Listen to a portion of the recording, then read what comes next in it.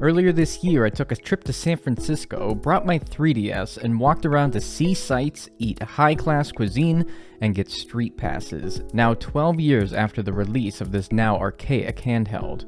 You should watch that video if you haven't already. Spoiler alert, I didn't get anything. It occurred to me that if I'm going to get a street pass, I can't walk around and let it come to me. I have to go out and get them. So today, we're going to New York ComicCon.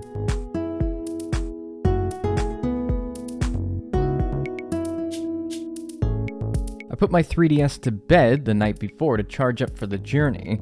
The train ride was an 11-hour journey through upstate New York, which, while beautiful, was accompanied by the shrill of young children.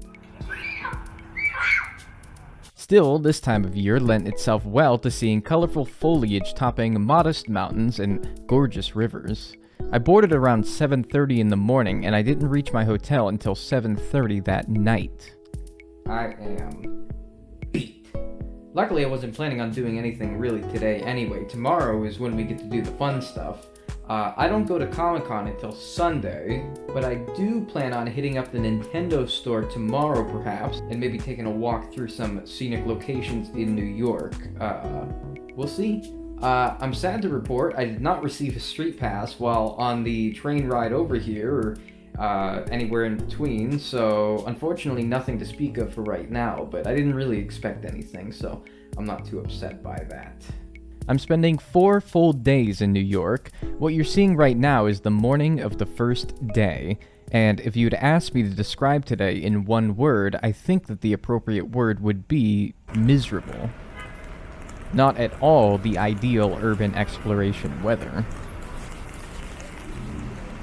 While I'm not going to Comic-Con today, I did take a hike to the convention center to pick up my pass for tomorrow, and I'm happy to report that, despite barely setting foot in the convention center, I did, in fact, get a street pass. Which is surprising given the fact that 90% of the convention happened outside of the 3DS's StreetPass area, I assume anyway. It gave me a lot of hope for tomorrow when I'll be deeper within the bowels of Comic-Con. About 30 minutes down the road by legs was Times Square, and more important to our purposes, the Nintendo store, which despite how awful the weather was, still had a line backed way up to get in. But when I did get in, it all became quickly worth it.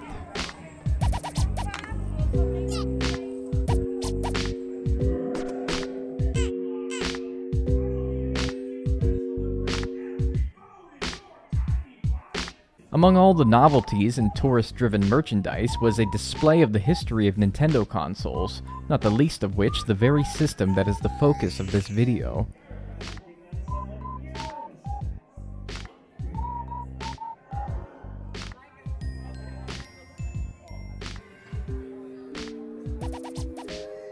My shoes filled with water, and my umbrella having barged the faces of many passerby, I returned safely to my hotel to review today's accomplishments. I hadn't spoiled it to myself just how many street passes I got, so this will be news to both you and me. 3 unread street pass notifications. What made street passes so great was their functionality for many Nintendo games. In this example, I got a notification for Mario Kart 7, meaning that one of the people that I street passed has save data for Mario Kart 7, allowing me to unlock exclusive kart pieces. In Mario 3D Land, Street Pass players will give you items, and what's most fun of all is the Street Pass Me Plaza, where you're introduced to the people that you've street passed. You get their name and the region that they're from. There's a region map that fills in the states that all the people you've street passed are from, which I think is really cool. There's also Puzzle Swap, where you fill in panels from artwork of many different Nintendo games. Street passing someone else can allow you to collect panels from puzzles that they've completed, and vice versa. Then there's Find Me, where me's of people that you street pass fight through a dungeon to save you. The colors of their shirts correlate to their magic powers, allowing you to strategically swap them out to defeat monsters as necessary. And this is what made street passing so fun, the games that were created specifically for it, and the enjoyment that it adds to existing games. This is why people are trying to keep Street Pass alive. Day 2 was much, much less miserable outside, lending itself well to a bustling final day of ComicCon. And as before, it did not take long to get a street pass. I even met a fellow enthusiast. And from there, I simply just tried to cover as much ground at the convention as possible. I didn't buy anything, I didn't go to see anyone, I only had one goal for my journey. Well, two goals actually. Get as many street passes as possible and not die of con flu.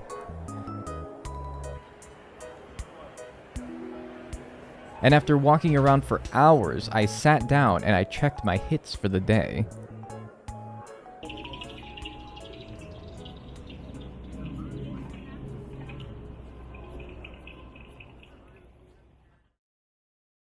The total amount for day 2 was 6 street pass tags. We met Kat, Nick, Finn, Joey, Ray, and Tetichu from Puerto Rico, filling in another piece to my sad American region puzzle.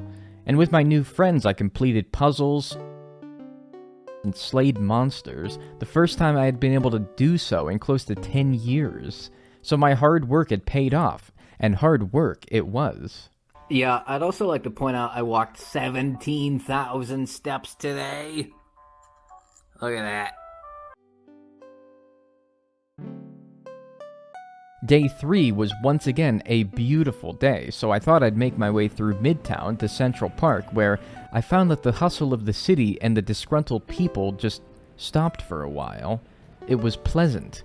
You'll almost forget that you're in one of the biggest cities on Earth.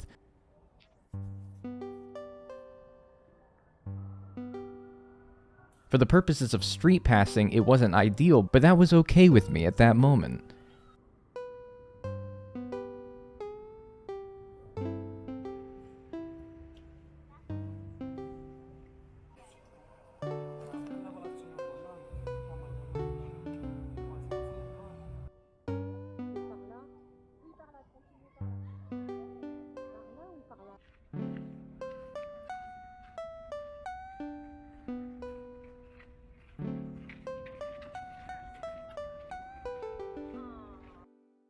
$19,666 steps according to my 3DS, and every one was well worth it.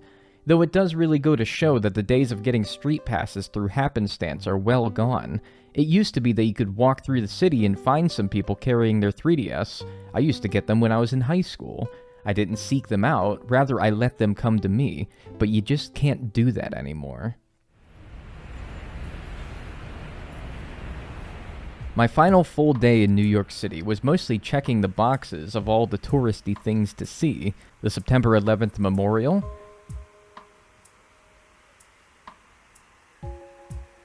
the Statue of Liberty, which I promise is in this picture somewhere, and strolling through Hudson River Park. And as with yesterday, it was more about the enjoyment of being there rather than the street passes, or in this case, the lack thereof.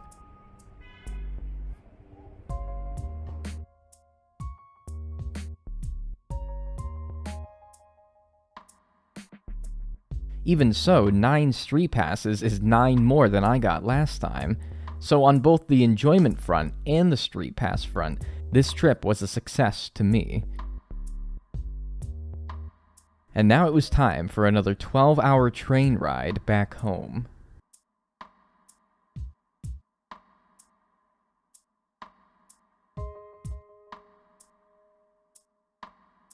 I ended up getting home from that train at 3:30 in the morning. I wanted to film something to summarize my trip once I got home, but I was too tired to do so. But to summarize, we got 9 street passes across 4 full days in New York, and I had a fantastic time. I hope you had a good time watching this video. I'm sorry that I can't end this in a more formal way, but unfortunately, I was way too beat to be able to do it at the moment. If you did enjoy this video and you haven't already watched my trip to San Francisco, I did already spoil the fact that I didn't get any street passes while I was there, but I still think it was a good video regardless. And you should also watch me on Twitch at twitch.tv/Dagnel. I try to go live several times a week, so I hope to see you there.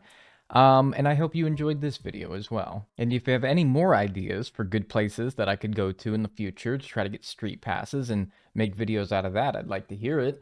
I know that conventions are generally the best place for it, as we proved as much today. So share your experiences with where you had the most success in recent years in regards to getting street passes, and maybe I'll hit them up. We'll see. Thanks for watching, though. I appreciate it. Have yourselves a good rest of your day.